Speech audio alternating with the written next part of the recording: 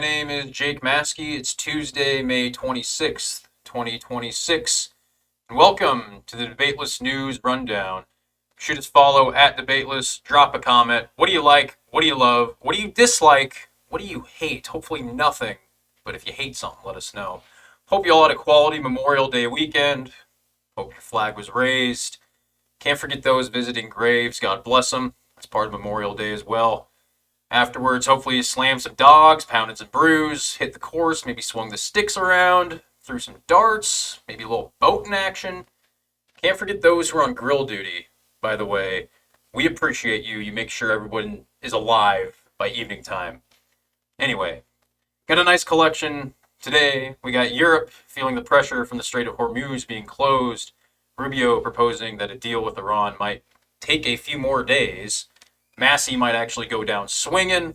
Fishback's marriage that came straight out of left field. That's a weird one. A Florida congressman introduces an act to rid of the H-1B program entirely. Green cards must be applied for outside our walls. And a popular champagne communist streamer is in a hot kitchen. So let's get right into it. Starting with Europe. Gas storage can't survive 3 more months of the Strait of Hormuz being closed. Gas prices in Europe have already been slingshot into the sky. I mean, I was recently in the UK. It was running $9 a gallon, which is just already insane. The Irish have been protesting this in recent history as well. Point is, clock is ticking. If nothing changes in the near future, Europe will undoubtedly be in trouble come wintertime. Germany, Netherlands, France, many others feeling it. Now remember too, the US, not near as reliant as Europe, is on the strait. And they're just completely pissed at us. Because this conflict, they really aren't even totally involved in it. So they are just super upset. And part of us being a global empire and all, like that's just what it is. We're just the global empire. We affect everyone a lot more than they affect us. But so where are we on finding a peace deal? Well, Rubio suggests it may take a few more days, which you'd think, ah, yes, we're only a few days out, finally. Now, if you've been paying attention to the attempts of a peace deal by now, you would know that this has been going on for months. At first, think of when the first bombs were getting shucked. It was a couple of weeks, and then a few months. There was even the headline where it said, 6 to 8 months. And all the while, we've been seeing this same headline where Trump claiming we've won for the 11th time. Does anyone really know? I mean, I'll give you a hot take out here for you. Kind of relevant. We will probably go after Cuba before a compromise is made. Again, like, I know with Cuba, their deal is more with Venezuela. But the strait being closed affects everyone around the world. Cuba is also only weeks out from just being a total meltdown. And this has probably been calculated a long time ago. We're teasing a strike. We probably go after them first before we have a compromise with Iran. Regardless, clock is still ticking. Everything affects everything in global economics. And I don't think we want a distressed Europe. A few days, probably not. Middle of summer, I hope so. I can only be optimistic about it. Okay, to the politicians of variety, I get a few interesting ones today for this. A short one, but Massie might actually follow through on going down swinging. Something I was wondering last week if we'd see it or not. Specifically, of course, about quote-unquote Epstein clients, something he has harped about for quite some time now. Again, he has until January, until he's officially out of office. And all I gotta say is just let's see it. Do it. Name drop. I'm waiting. Ears are open. Like, he talks a big game. Let's see some punches thrown. You know what I mean? One to watch. We'll see. We got weeks. We got several months before we see the conclusion of that one, if he does anything at all. And here's just another, where did this come from? The only reason I'm mentioning this is because I vouched for him last week. But a strange one. Fishback getting married to some woman he had been dating for like a week? A couple weeks? Like, only months after cutting ties with his previous girlfriend, too? Like, he's getting married? Like, where does this even come from? Like, why? Who is this for? Just lots of confusion, weird optics. Like I said last week, I was polling for him, which I still am, because I want to see what a self-identified America First candidate looks like in office. Like a test run. But this is just another bizarre Fishback ordeal. Personally, come on, can we just see the 23andMe, please? He said he was going to release it. I just want to see the 23andMe. Anyway, we'll go to Congressman Greg Steube of Florida introduces the EXILE Act. The goal is to completely eliminate the H-1B program in America. And I thought I'd show you this too, how goofy this one is. Talking about the H-1B delays and the terminology, them saying that they're stranded, is just hilarious to me. People like, we don't say that. I'm not stranded in America. But the idea that they're stranded in India. Like, do you say that about a country that's quality? I don't know. I'm just wondering. That terminology is just so silly. They're stranded. We gotta help them. They're stranded in their home country.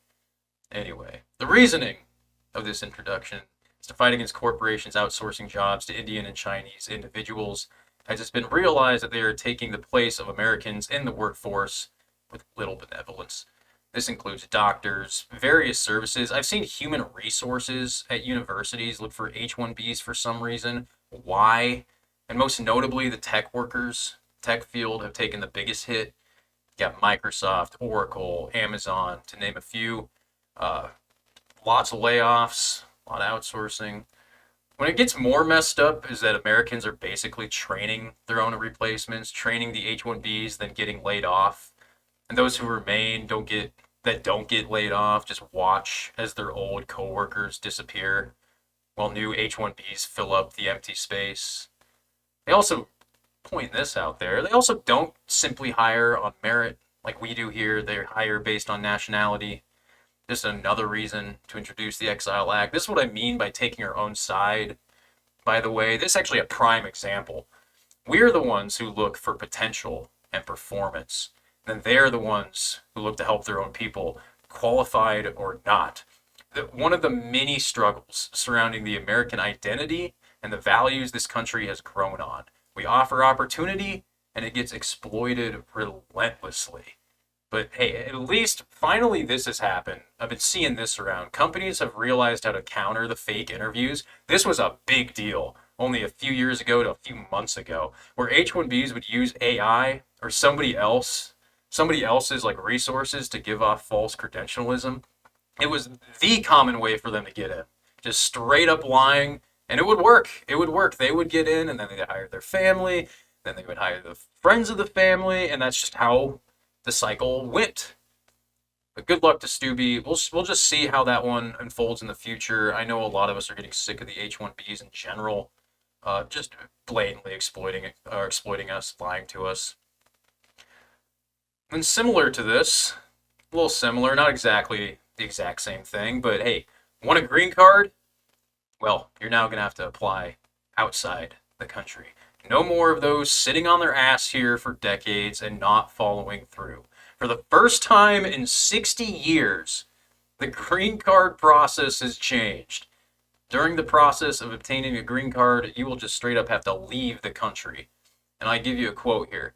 Quote unquote, an alien who is in the U.S. temporarily and wants a green card must return to their home country to apply. So the United States Department of Homeland Security, which has oversight over the United States Citizenship and Immigration Services. And according to Cato, roughly 1 million people are waiting on their green cards, and it is unclear how currently pending green card cases will be affected. This is a huge move, obviously, to counter Great Replacement, effective immediately. And then finally, this is the story of the day. This is a beautiful one. Yes. Champagne socialist, communist sympathizing E-LARPer Hasan Piker is on thin ice, currently subject to a federal investigation on his activity in Cuba. Praise God. If Trump throws his ass in jail, millions are going to rejoice. He'll skyrocket. Approval rating will be through the roof. Hasan Piker is an anti-American LARPing ass boner. Calls for political violence every other week to his left-wing, totally mentally stable extremist audience. Dude begs for blood on the streets. Literally look it up. He done it multiple times. Where does the LARP end? Literally called for violence of a political commentator the day before Charlie Kirk got assassinated. Just bitches and moans about how awful the U.S. is from inside his mansion day and night. Glazes China every chance he gets, while funny enough being treated how one would in China. Like, think of this. He's trying to record in China. He went to China recently, and they're just being authoritarian on his ass. And he had to pretend like it didn't bother him. That was some good stuff. Literally used a shock collar on his dog live on a stream a few months back. Twitch didn't take him down. I mean, Twitch is just a scummy streaming site. Anyway, they'll keep you up after animal abuse, but will kick you out for being too right wing. That's just kind of how they operate. But the whiny, hypocritical, rich Turk may finally face some consequences. I don't care what the excuse is, honestly. Dude needed to go yesterday. He blows. He's already This is awesome, too. This is awesome. He's already squealing, too. He's already squealed about the Party for Socialism and Liberation. Roy Singham, a pro-China, anti-United States man, funding propaganda campaigns and far-left activism. Squealed about Cuban government facilitating the infrastructure for him to stream there. I wouldn't be surprised if he squealed more about some under-the-table activity. Please do. Because, I mean, this is just how these far-left individuals operate. This is how these types operate. They have no real values. They have no integrity. They can't handle pressure. They LARP about how what they do is for the people. But when the kitchen gets hot, that goes all out the window. They're always in it for themselves. Their values are a facade, pretending to be a man of the people. We're only pushing for health care. And then in the next breath, it's like calling for the genocide of all white men and the destruction of America. Like, of course. As if he isn't terrified of being kicked out. That's the thing, too. Like, he is so scared of getting kicked out of America. And that's how it always is. I hate America, he says in America. Like, all these types who are like, I just hate America, it's the worst place on the planet, are scared of nothing more than being kicked out. And I just say, okay, leave, thank you. Anyway, fuck off, Hasan Piker, eat shit, keep squealing. Don't try to enjoy Turkey or China, wherever your ass goes, too much. Because surely you'll love it more than here. Good riddance. Well, that's all I got for today. Have a good rest of your evening. Follow us at Debateless on X, Rumble, YouTube, Facebook. Check out the friendly debate involving Thomas Massie we had with Dr. Caleb Peterson and Matt Forney, Debateless.com. And of course, stay blessed.